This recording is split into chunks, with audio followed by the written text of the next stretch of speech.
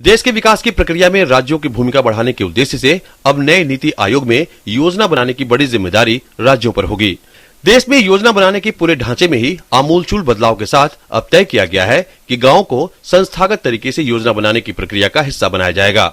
अंत्योदय यानी समाज के अंतिम व्यक्ति तक विकास का फायदा पहुंचाने के लक्ष्य के साथ बनी संस्था का काम आसान भी नहीं होगा।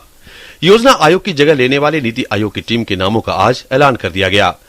प्रधानमंत्री नरेंद्र मोदी इसके अध्यक्ष होंगे, जबकि अर्थशास्त्री अरविंद पनगड़िया को उपाध्यक्ष बनाया गया है।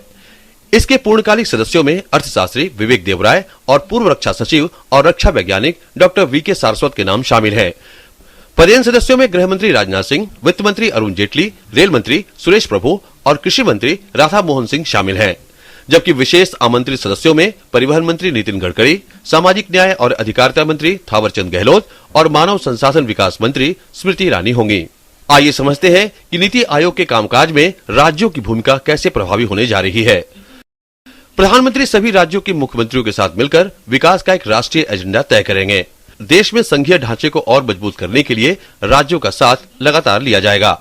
गांव के स्तर पर योजना का निर्माण किया जाएगा और इसे राज्य और केंद्र के स्तर पर जोड़कर नीति की शक्ल दी जाएगी। विकास की गति को तेज करने के लिए विभिन्न राज्यों अथवा विभागों के बीच मामले के निपटारे के लिए भी नीति आयोग में व्यवस्था होगी।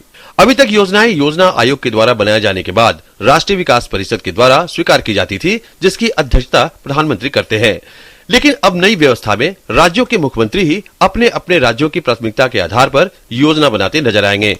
इसके साथ ही नीति आयोग का फोकस 5 करोड़ छोटे और मध्यम दर्जे के उद्यमियों पर होने जा रहा है, जो रोजगार पैदा करने के लिए असरदार भूमिका निभाएंगे। Bureau report, DD news.